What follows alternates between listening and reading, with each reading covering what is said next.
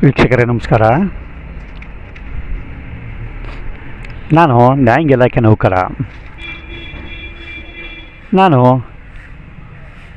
ಈ ಒಂದು ವಿಡಿಯೋ ಮಾಡ್ತಾಯಿದ್ದೀನಿ. ಏನಪ್ಪ ವಿಡಿಯೋ ಅಂತ ನಿಮಗೆಲ್ಲರೂ ತಿಳಿದಿರೋಂಥ ಒಂದು ವಿಚಾರ. ಇವಾಗ ರ್ಯಾಪಿಡೋ, ಟ್ಯಾಕ್ಸಿ ಮತ್ತು ಆಟೋದ ಒಂದು ಘರ್ಷಣೆಗಳು ನಿಮಗೆಲ್ಲ ತಿಳಿದಿದೆ.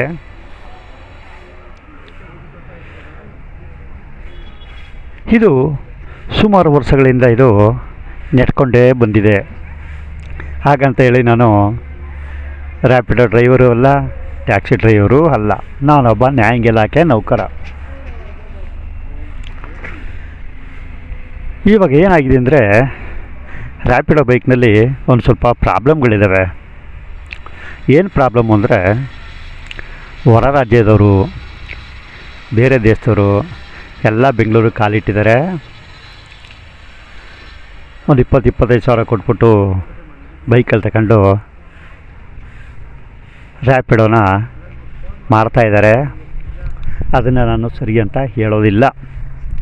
ಯಾಕಂದರೆ ಕರ್ನಾಟಕದವರೇ ಹಸ್ಕೊಂಡು ಕೂತಿದ್ದಾರೆ.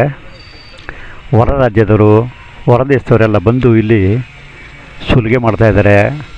ಮತ್ತು ಅವರ ಒಂದು ನಡತೆಗಳು ಹೆಂಗಿದ್ದಾವೆ ಅಂತಂದರೆ, ನಾವೇ ಕಿಂಗ್ ಅನ್ನೋ ಲೆಕ್ಕದಲ್ಲಿ ಆಡ್ತಾಯಿದ್ದಾರೆ. ಇದು ನಿಜವಾಗ್ಲೂ ನಮಗೆ ದುಃಖಕರ ಸಂಗತಿ. ಹೀಗೇನಾಗಿದೆ ಅಂದರೆ ಅದನ್ನು ನಾನು ಒಪ್ಕೋತೀನಿ. ಈಗೇನಾಗಿದೆ ಅಂದರೆ, ಆಟೋದವ್ರಿಗೂ ಪಾಪ ಸಮಸ್ಯೆಗಳಾಯ್ತಾ ಇದೆ. ಯಾಕಂದರೆ ರ್ಯಾಪಿಡೋ ಫುಲ್ಲು 75%, 80% ರ್ಯಾಪಿಡೋನೇ ಹೊಡಿತಾ ಇದ್ದಾರೆ. ಅದು ನಮಗೆ ಗೊತ್ತಿರುವಂಥ ವಿಚಾರ. ಇದರಿಂದ ಆಟೋದವ್ರಿಗೆ ಹೊಟ್ಟೆಪಾಡಿಗೆ ಒಂದು ಸ್ವಲ್ಪ ಏಟು ಬಿದ್ದಿದೆ ಅಂತ ನನಗೂ ಗೊತ್ತಿದೆ.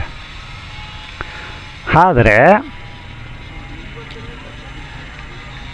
ಆಟೋದವ್ರ ಹೊಟ್ಟೆಪಾಡಿಗೆ ಏಟು ಬಿದ್ದಿರಬೇಕಾದ್ರೆ ಯಾರು ಕಾರಣ ಅಂತ ಮೊದಲು ನಮಗೆ ಗೊತ್ತಾಗಬೇಕು ಅಲ್ವೇ? ಈಗ ನಾವೆಲ್ಲ ಹೋಗ್ತಾ ಇರ್ತೀವಿ. ಎಲ್ಲೋ ಹೋಗ್ಬೇಕಾದ್ರೆ ಒಂದು ಆಟೋನ ಕರಿತೀವಿ. ಕರೆದ್ರೆ ಅವರು ಆ ಜಾಕ್ ಬರಲ್ಲ, ಈ ಜಾಕ್ ಬರಲ್ಲ ಅಂತ ಹೇಳ್ತಾ ಇರ್ತಾರೆ. ನಂತರ ನಾನು ಅಲ್ಲೂ ಬಂದರೆ 200, 250, 300 ಬಾಡಿಗೆ ಆಗುತ್ತೆ, ಕೊಡ್ತೀರಾ? ಯಾಕಪ್ಪ ಹಂಗೆ? ಇಲ್ಲ, ಅಷ್ಟಾದರೆ ಮಾಡ್ತೀವಿ. ನಾನು ಅಲ್ಲೂ ಬರಬೇಕಾದ್ರೆ ಬಾಡಿಗೆ ಇಷ್ಟ ಆಗುತ್ತೆ ಅಂತ ಕೇಳ್ತಾರೆ. ಇದು ನಿಜವಾಗ್ಲೂ ನಮಗೆ ದುಃಖಕರ ಸಂಗತಿ. ನಾವು ಕರೆಕ್ಟ್ ಜಾಕೆ ಅವರು ಬರಲ್ಲ. ಅವರು ಎಲ್ಲೋ ಪಾರ್ಕ್ನಲ್ಲೋ ಮರದಡಿಲೋ ಮೊಬೈಲ್ ನೋಡ್ಕೊಂಡು, ವಿಡಿಯೋ ನೋಡ್ಕೊಂಡು, ಅಲ್ಲೂ ಬೈಕ್ ಇಟ್ಕೊಂಡು ಹಸ್ಕೊಂಡಿದ್ರೂ ಕೂಡ ಅವರು ಬಾಡಿಗೆಗೆ ಬರಲ್ಲ.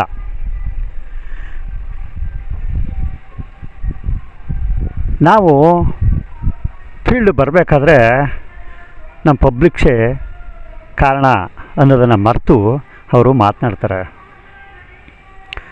ಯಾರೇ ಆಗಲಿ ಪಬ್ಲಿಕ್ ಸರ್ವೀಸ್ ಮೊದಲು ಮಾಡಬೇಕು. ದುಡ್ಡನ್ನು ನಂತರ ನಾವು ಲೆಕ್ಕಾಚಾರ ಹಾಕಬೇಕು. ಅವರೇ ಅರ್ಥ ಮಾಡ್ಕೊಂಡು ತಗೊಳಪ್ಪ ಒಂದು 50-20 ಅಂದ್ಬಿಟ್ಟು ಹೇಳಿ ಕೊಡ್ತಾರೆ, ಇಲ್ಲ ಅಂತ ಹೇಳೋದಿಲ್ಲ. ಈಗೇನಾಗಿದೆ ಅಂದರೆ, ಅಲ್ಲೂ ಬರಲ್ಲ, ಇಲ್ಲೂ ಬರಲ್ಲ ಅಂತ ಹೇಳಿ ಸಾರ್ವಜನಿಕರಿಗೆ ಬಹಳ ಸಮಸ್ಯೆ ಆಗ್ತಾಯಿದೆ. ಇದನ್ನೆಲ್ಲ ನೋಡಿಕೊಂಡು ಸರ್ಕಾರ ಕಣ್ಣು ಮುಚ್ಕೊಂಡು ಕೂತಿಲ್ಲ. ಆಗ ನಮ್ಮದೇ ಬೆಂಗಳೂರಿನಲ್ಲಿ ಅಗರ್ಭ ಶ್ರೀಮಂತರು ಈ ನಡುವೆ ಏನಾದರೂ ಮಾಡಬೇಕಲ್ಲ ಅಂಥೇಳಿ ಒಂದು ಕ್ರಮಗಳು ತಗೋಬೇಕು ಅಂತ ಸರ್ಕಾರದ ಜೊತೆ ಕೈ ಜೋಡಿಸಿದ್ದಾರೆ. ಇದು ನಿಮಗೆಲ್ಲ ತಿಳಿದಿರುವಂಥ ವಿಚಾರ. ಅವರು ಅದನ್ನೆಲ್ಲ ಪರ್ಮಿಷನ್ ಕೊಟ್ಟಿದ್ದಾರೆ.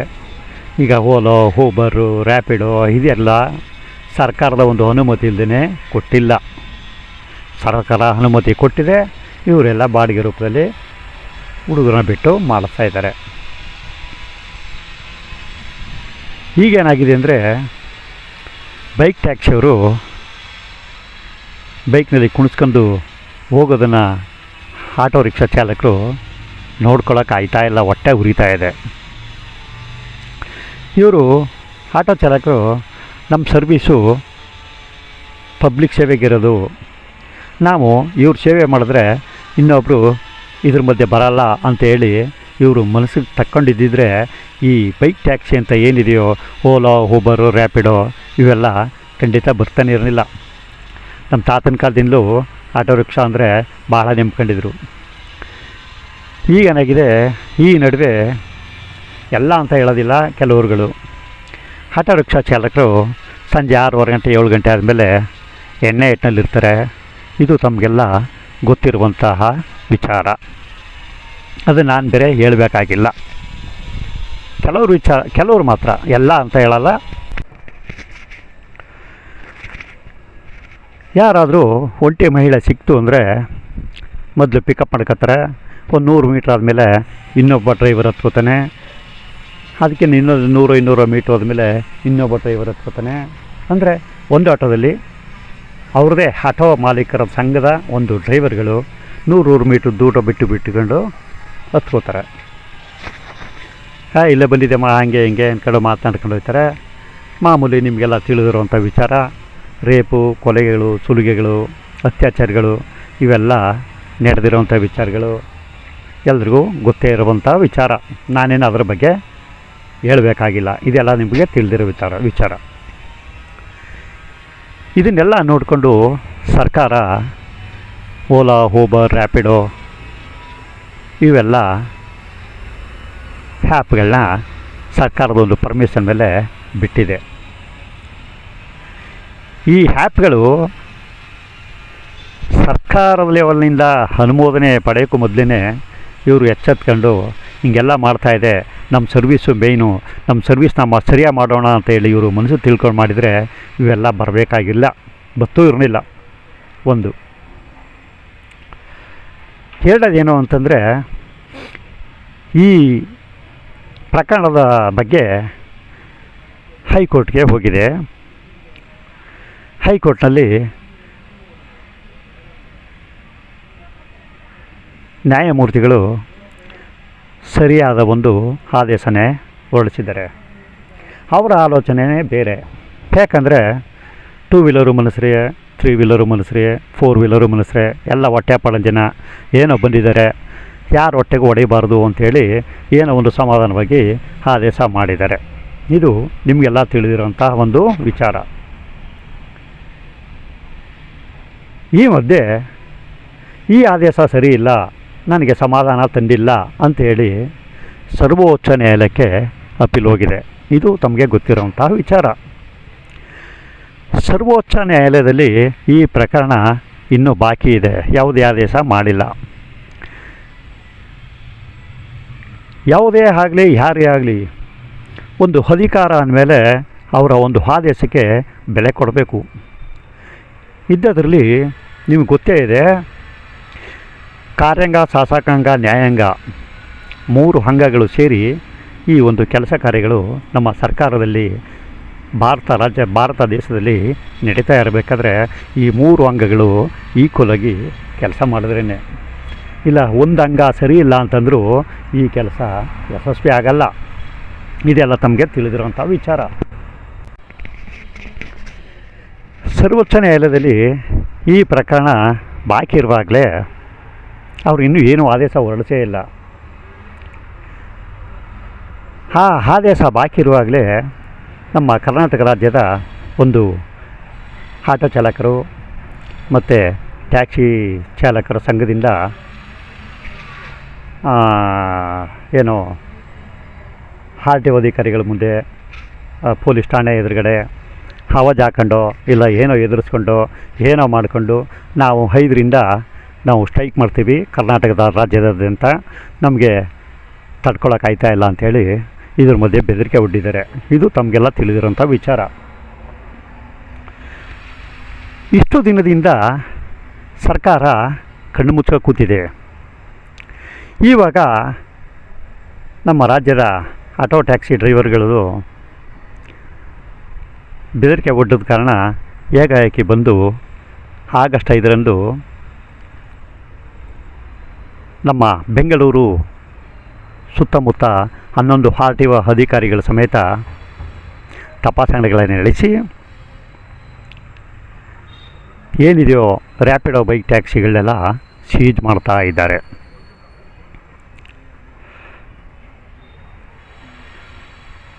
ಇವರು ಏನು ತಿಳ್ಕೊಂಡ್ರು ಅಂತ ನನಗೆ ಗೊತ್ತಿಲ್ಲ. ನೋಡಿ, ನಮ್ಮ ಭಾರತ ದೇಶದಲ್ಲಿ ಯಾರನ್ನಾದರೂ ಎದುರಾಕೋಬೋದು, ಆದರೆ ಈ ನ್ಯಾಯಾಧೀಶರು, ನ್ಯಾಯಾಲಯಗಳ ಮೂರ್ತಿಗಳು, ನ್ಯಾಯಮೂರ್ತಿಗಳವರಲ್ಲ, ಇವರ ಕೆಣಕಿ ಒಬ್ಬನು ಉಳಿಯೋಕ್ಕೆ ಸಾಧ್ಯವಿಲ್ಲ. ನಿಮಗೆ ಗೊತ್ತಿರ್ಬೋದು, ಮೇವು ಹಗರಣದಲ್ಲಿ ಲಾಲು ಪ್ರಸಾದ್ ಯಾದವ್ ಅವ್ರನ್ನೇ ಜೈಲಿಗೆ ಹಾಕಿದ್ದು ನಮ್ಮ ನ್ಯಾಯಮೂರ್ತಿಗಳಿಗೆ.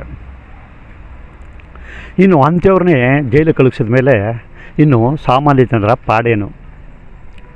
ನೀವು ಒಬ್ಬ ರಾಜಕಾರಣಿಗಳ ಮೇಲೆ ಕೈ ಮಾಡಿ ನೀವು ಬದುಕಬಹುದು, ಆದರೆ ನ್ಯಾಯಮೂರ್ತಿಗಳ ಮೇಲೆ ದುರ್ಗುಟ್ಟಗಳು ನೋಡಿ ನೀವು ಬದುಕೋಕ್ಕೆ ಸಾಧ್ಯನೇ ಇಲ್ಲ. ಅದನ್ನು ನಾನು ಚಾಲೆಂಜ್ ಮಾಡಿ ಹೇಳ್ತೀನಿ. ಒಂದು ನ್ಯಾಯಾಲಯದಲ್ಲಿ ಪ್ರಕರಣ ಬಾಕಿ ಇರುವಾಗಲೇ ಇವರು RTO ಅಧಿಕಾರಿಗಳು 11 ಬೆಂಗಳೂರಿನ ಸುತ್ತಮುತ್ತಲೇ 11 RTO ಅಧಿಕಾರಿಗಳು ಏಕಾಏಕಿ ದಾಳಿ ಮಾಡಿದಾರಲ್ಲ, ಇದು ಎಷ್ಟು ಮಟ್ಟಿಗೆ ಸರಿ? ಏನಾದ್ರು ಬೈಕ್ ಟ್ಯಾಕ್ಸಿ ಅವ್ರಿಗೆ ನೋಟಿಸ್ಗಳನ್ನ ಕೊಟ್ಟಿದ್ದೀರಾ? ಏನಾದ್ರು ಒಂದು ಆದೇಶಗಳನ್ನ ಹೊರಡಿಸಿದ್ದೀರಾ? ಇಲ್ಲ, ಏನೂ ಇಲ್ಲ. ಇದು ರಾವಣ ರಾಜ್ಯ ಅಂತ ಹೇಳಬೇಕು, ರಾಮರಾಜ್ಯ ಅಂತ ಹೇಳಬೇಕು ಅಂತ ನೀವೇ ಉತ್ತರ ಕೊಡಬೇಕಾಗತ್ತೆ. ನ್ಯಾಯಮೂರ್ತಿಗಳು ಸುಮ್ಮನೆ ಕೂತಿಲ್ಲ, ಎಲ್ಲ ನೋಡ್ತಾ ಇದ್ದಾರೆ.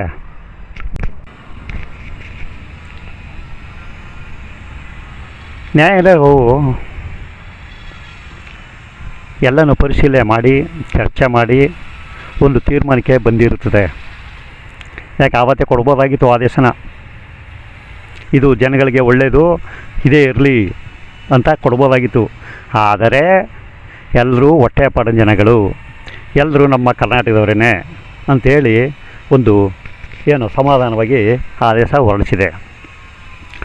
ಅದರ ಮಧ್ಯೆ ಈ ಕರ್ನಾಟಕ ಪೀಪಲ್ಸ್ ಅಲ್ಲದೇ ಹೊರ ರಾಜ್ಯದವರೆಲ್ಲ ಬಂದು ಇಲ್ಲಿ ರ್ಯಾಪಿಡೋ ಬೈಕ್ ಟ್ಯಾಕ್ಸಿಗಳನ್ನ ಮಾಡಿ ಕರ್ನಾಟಕದ ಒಂದು ಜನತೆಗೂ ಕೂಡ ಹೊಟ್ಟೆಗೆ ಹೊಡಿತಾರೆ ಅಂತ ವಿಚಾರ ಗೊತ್ತಾಗಿದೆ. ನೀವು ಸ್ಟ್ರೈಕ್ನ ಮಾಡಿ ಸ್ವಾಮಿ, ಯಾರೂ ಬೇಡ ಅನ್ನೋದಿಲ್ಲ. ಆದರೆ ಕರ್ನಾಟಕ ಜನರು, ನಮ್ಮ ಕರ್ನಾಟಕದವರು, ನಮ್ಮ ಅಣ್ಣ ತಮ್ಮನವರು ಅಂತೇಳಿ ಒಂದು ಸ್ವಲ್ಪ ಯಾಕೆ ಚಿಂತೆ ಮಾಡಲಿಲ್ಲ ನೀವು? ಈಗ 11 ಕಡೆ ಸೀಜ್ ಮಾಡಿಸ್ತಾರಲ್ಲ ಗಾಡಿಗಳನ್ನ, ಅದರಲ್ಲಿ ನಮ್ಮ ಕರ್ನಾಟಕ ಜನತೆ ಎಷ್ಟಿದ್ದಾರೆ, ಹೊರ ರಾಜ್ಯದವರು ಎಷ್ಟು ಜನ ಇದ್ದಾರೆ, ಅವ್ರಿಗೆಲ್ಲ ನೀವು ಹೊಟ್ಟೆಗೆ ಹೊಡೆದಕ್ಕಾಗಲಿಲ್ವೇ? ಅದನ್ನು ನೀವು ಚಿಂತೆ ಮಾಡಬೇಡ್ವೆ? ಇವರು ಕರ್ನಾಟಕದ ಪೀಪಲ್ಸು, ಇವರು ಎಜುಕೇಟೆಡ್ಗಳು, ಡಿಗ್ರಿ ಹೋಲ್ಡರ್ಗಳು ಇದ್ದಾರೆ, ಇವ್ರಿಗೆ ನಿರುದ್ಯೋಗ ಸಮಸ್ಯೆ ಇದೆ, ಈ ಸಮಸ್ಯೆನ ಈ ರೂಪದಲ್ಲಾರು ಪರಿಹರಿಸ್ಕೊಂಡು ಹೋಗಲಿ ಅಂತ ಯಾಕೆ ನೀವು ಯೋಚನೆ ಮಾಡಲಿಲ್ಲ? ಆ ಟೈಮಲ್ಲಿ ಕರ್ನಾಟಕದ ಒಂದು ಆಧಾರ್ ಕಾರ್ಡು, DL ಇವನ್ನೆಲ್ಲ ಪರಿಶೀಲನೆ ಮಾಡಿದ್ರಲ್ಲ, ಇವರು ಕರ್ನಾಟಕದವರು ಅಂತೇಳಿ ಯಾಕೆ ರಿಯಾಯಿತಿ ಕೊಡಲಿಲ್ಲ? ಯಾಕೆ ಕೊಡಬಾರ್ದು? ಅಲ್ವೇ? ಕೊಡ್ಬೋದಾಗಿತ್ತಲ್ವೇ? ಅದರಿಂದ ನೀವು ಯಾರಿಗೆ ನೀವು ಮೋಸ ಮಾಡಿದ್ರೂ ಇನ್ನೂ ಜೀವಂತವಾಗಿರೋದು ಒಂದು ನ್ಯಾಯಾಂಗ ಮಾತ್ರ ಅಚ್ಚುಕಟ್ಟಾಗಿರೋದು ಅಂತ ನಾನು ಚಾಲೆಂಜ್ ಮಾಡಿ ಹೇಳ್ತೀನಿ. ಈ ನ್ಯಾಯಾಂಗ, ಈ ನ್ಯಾಯಾಲಯದ ಆದೇಶಗಳನ್ನ ನೀವು ಉಲ್ಲಂಘನೆ ಮಾಡಿ ನೀವು ಈ ಥರ ಬೆಂಗಳೂರಿನ ಸುತ್ತಮುತ್ತ 11 RTO ಅಧಿಕಾರಿಗಳು ಗಾಡಿಗಳೆಲ್ಲ ಸೀಜ್ ಮಾಡಿದಾರಲ್ಲ, ಇದ್ರ ಮೇಲೆ ನೊಂದವರು ಯಾರಾದರೂ ಟ್ಯಾಕ್ಸಿ ಡ್ರೈವರ್ಗಳು ಕಂಪ್ಲೇಂಟ್ ಮಾಡಿದ್ರೆ ನೀವು 11 RTO ಅಧಿಕಾರಿಗಳು, ಅದಕ್ಕೆ ಪ್ರಚೋದನೆ ಕೊಡ್ತಾ ಇರೋರು, ಅದು ಕುಮ್ಮಕ್ಕೆ ಕೊಡ್ತಾ ಇರೋರು ಎಲ್ಲರೂ ಇವತ್ತು ಅನ್ನ ತಿನ್ನೋದಿಲ್ಲ, ಮಣ್ಣು ತಿನ್ನಬೇಕಾಗತ್ತೆ. ಸಸ್ಪೆನ್ಸಲ್ಲಿ ಇರ್ತಿದ್ರಿ, ಇದಂತೂ ಖಂಡಿತ ಸತ್ಯ. ನ್ಯಾಯಾಲಯದ ಆದೇಶ ಬಾಕಿ ಇದ್ದಾಗ ನೀವು ಯಾರಿಗೆ ಕ್ರಮ ಕೈಗೊಳ್ತೀರಿ? ಎಲ್ಲೋ ಕೂತ್ಕೊಂಡು ವೀಡಿಯೋ ಮಾಡ್ತಾನೆ ಅಂತಲ್ಲ, ನಾನು ನ್ಯಾಯಯುತವಾಗೇ ಮಾತನಾಡ್ತಾ ಇದ್ದೀನಿ, ಅದನ್ನು ಸರಿಯಾದ ರೀತಿಯಲ್ಲೇ ಮಾತನಾಡ್ತಾ ಇದ್ದೀನಿ, ಆಯಿತಾ? ಇವರೆಲ್ಲ ಸಾಚಗಳಲ್ಲ, ಎಲ್ಲ ಅವರವ್ರ ಉದ್ದಕ್ಕೆ ಅವ್ರವ್ರು ತಪ್ಪುಗಳು ಮಾಡೇ ಮಾಡ್ತಾರೆ, ಆಯಿತಾ? ಇದ್ರ ಬಗ್ಗೆ ಒಂದು ಸ್ವಲ್ಪ ಪರಿಶೀಲನೆ ಮಾಡಿ ಕರ್ನಾಟಕದ ಜನತೆಗೆ ಒಂದು ಸ್ವಲ್ಪ ರಿಯಾಯಿತಿ ಕೊಡಿ. ಯಾಕೆ ನಮ್ಮ ಕರ್ನಾಟಕದಲ್ಲಿ ಬಡವರು ಇಲ್ವೇ, ನಿರುದ್ಯೋಗಿಗಳಿಲ್ವೇ? ಕೆಲವರು ರ್ಯಾಪಿಡೋ ಟ್ಯಾಕ್ಸಿ ಡ್ರೈವರ್ಗಳು 50, 55, 60 ಹಿಂಗೆಲ್ಲ ಇದ್ದು ಅವರು ಮನೆ ನಡೆಸ್ಕೊಂಡು ಹೋಗ್ಬೇಕಾದ್ರೆ ಭಾಳ ಹಿಂಸೆ ಆಗುತ್ತೆ. ಆ ಏಜ್ನಲ್ಲಿ ಅವ್ರಿಗೆ 3 ಚಕ್ರದ್ದು 4 ಚಕ್ರದ್ದು ಟ್ಯಾಕ್ಸಿಗಳಿಗೆ ಲೈಸೆನ್ಸ್ನ ಕೊಡಲ್ಲ. ಈಗ ಮನೆಗೆ ಹೋಗೋ ಟೈಮು ಹೋಗ್ರಿ ಮುಚ್ಕೊಂಡು ಹೋಗ್ತಾರೆ. ಅದೆಲ್ಲ 20, 25, 30 ವರ್ಷದವ್ರಿಗೆ, ಹುಡುಗರುಗಳಿಗೆ 18, 20 ದಾಟ್ತವ್ರಿಗೆ ಡಿ ಎಲ್ಗಳೆಲ್ಲ ಕೊಡ್ತಾರೆ. 50, 55, 60 ಆದವ್ರಿಗೆ ಯಾವನ್ ಕೊಡ್ತಾನೆ ಡಿ ಎಲ್ನ? ನೀವು ಟ್ಯಾಕ್ಸಿ ಇಟ್ಕೊಂಡು ಜೀವನ ಮಾಡಿ ಅಂತ ಕೇಳ್ತಾರಲ್ಲ. 55, 60 ಆದಾಗಲೂ ಮಕ್ಕಳುಗಳು ಮನೇಲಿ ಸರಿ ನೋಡ್ಕೊಂಡಿದ್ದಾಗ ಅವ್ರು ವಿಧಿ ಇಲ್ಲದೇ ಏನೋ ರ್ಯಾಪಿಡೋನೋ ಏನೋ ಇನ್ನೊಂದೋ ಮಾಡ್ಕೊಂಡು ಜೀವನ ನಡೆಸ್ಕೊಂಡು ಹೋಗ್ತಾ ಇರ್ತಾರೆ. ಇದ್ರ ಕಡೆಗೆ ಅವನಿಗೆ ಒಂಚೂರು ಗಮನ ಹರಿಸಿ ಅವರ ಪರಿಸ್ಥಿತಿಗಳಿಗೆ ನೀವು ಸ್ಪಂದಿಸಿ. ಇವರು ಕರ್ನಾಟಕ ಜನತೆ, ಇವರು ನಮ್ಮ ಸುತ್ತಮುತ್ತಲವರು, ಇವ್ರಿಗೆ ಮೊದಲು ಒಂಚೂರು ಸ್ವಲ್ಪ ಫ್ಯಾಮಿಲಿ ಪ್ರಾಬ್ಲಮ್ ಇದೆ, ಇವರು ಜೀವನಕ್ಕೆ ಭಾರ ಅನ್ನಿಸ್ತಾ ಇದೆ, ಅದಕ್ಕೋಸ್ಕರ ಇವರು ಏನೋ ಒಂದು ಜೀವನ ಅಂತ ಮಾಡ್ತಾಯಿದ್ದಾರೆ ಅಂಥೇಳಿ ಒಂದು ಸ್ವಲ್ಪ ನಿಮ್ಮ ಕೈಲಾದಷ್ಟು ಸೇವೆನ ನೀವು ಮಾಡಿ. ಆಗ ಒಂದು ಬಡ ಜೀವಗಳು ಬದುಕೋತವೆ. ಇದನ್ನು ನಾನು ವೀಡಿಯೋ ಮಾಡ್ತಾ ಇರೋದು ಸುಮ್ಮನೆ ಮಾಡ್ತಾಯಿಲ್ಲ. ನಾನು ಎಲ್ಲ ಥರದಲ್ಲೂ ಆಲೋಚನೆ ಮಾಡಿ ನಾನು ಒಂದು ವೀಡಿಯೋನ ಸಾರ್ವಜನಿಕರಿಗೆ ಇಡಬೇಕು ಅಂಥೇಳಿ ಇಟ್ಟಿದ್ದೀನಿ. ನಿಮ್ಮ ಅನಿಸಿಕೆ ಅಭಿಪ್ರಾಯಗಳನ್ನ ನೀವು ನನ್ನ ಒಂದು ವೀಡಿಯೋದ ಕಮೆಂಟ್ ಬಾಕ್ಸಿಗೆ ತಪ್ಪದೆ ಹಾಕಿ. ನೀವು ಕಮೆಂಟ್ನ ಯಾವ ಥರ ಹಾಕಿದ್ರೂ ಸರಿ, ನಾನು ಫೇಸ್ ಮಾಡೋಕ್ಕೆ ಸಿದ್ಧವಾಗಿದ್ದೀನಿ. ನೀವು ಕಮೆಂಟ್ನ ತಪ್ಪದೆ ಈ ವಿಡಿಯೋಗೆ ಹಾಕಿ. ಇದರಲ್ಲಿ ಎಲ್ಲರದ್ದು ಮಿಸ್ಟೇಕ್ಸ್ಗಳು ಇದ್ದೇ ಇರ್ತವೆ. ಅವ್ರವ್ರ ಮುಖದ ನೇರಕ್ಕೆ ಅವ್ರವ್ರು ಮಾತನಾಡಿ ಅವರು ಸಹಿ ಅನ್ನಿಸ್ಕೋಬೇಕಾಗಿಲ್ಲ. ಎಲ್ಲನೂ ಆಲೋಚನೆ ಮಾಡಿ ಯೋಚನೆ ಮಾಡಿ ಒಂದು ಫೈನಲ್ ತೀರ್ಮಾನಕ್ಕೆ ಬನ್ನಿ. ಕರ್ನಾಟಕ ಜನತೆಗೆ ಒಂದು ಸ್ವಲ್ಪ ಏನೋ ನಿರುದ್ಯೋಗಿಗಳು, ವಯಸ್ಸಾದವರು ಇವ್ರಿಗೆ ರಿಯಾಯಿತಿ ಕೊಡಿ. ಎಲ್ಲ ಪುಂಡು ಹುಡುಗರುಗಳವರೆಲ್ಲ ಅವ್ರು ಕೊಡಲೇಬೇಡಿ, ಹಿಡಿದು ಸೀಜ್ ಮಾಡಿ ಮನೆಗೆ ಕಳಿಸಿ. ಅವ್ರನ್ನ ಏನು ತೊಂದರೆ ಇಲ್ಲ. ಅವ್ರ ಮನೆ ಕಡೆ ಏನಿದೆಯೋ ಎತ್ತಲಿದೆಯೋ ಒಂಚೂರು ವಿಚಾರ ಮಾಡಿ ವಿನಿಮಯ ಮಾಡಿ ಅವ್ರಿಗೆ ಒಂದು ಸ್ವಲ್ಪ ಪ್ರಾಬ್ಲಮ್ ಅಂದರೆ ಅವ್ರಿಗೆ ರಿಯಾಯಿತಿ ಕೊಡಿ. ಇಷ್ಟೇ ನಾವು ಕೇಳೋದು. ತಮ್ಮ ಮನಸ್ಸಿಗೆ ಅಭಿಪ್ರಾಯಗಳನ್ನ ತಪ್ಪದೆ ನನ್ನ ಕಮೆಂಟ್ ಬಾಕ್ಸ್ ಹಾಕಿ. ಮುಂದಿನ ವೀಡಿಯೋದಲ್ಲಿ ಸಿಗ್ತೀನಿ. ಮತ್ತು ನಿಮ್ಮ ಭೇಟಿ ಮುಂದಿನ ವೀಡಿಯೋದಲ್ಲಿ. ಅಲ್ಲಿವರೆಗೆ ನಮಸ್ಕಾರ.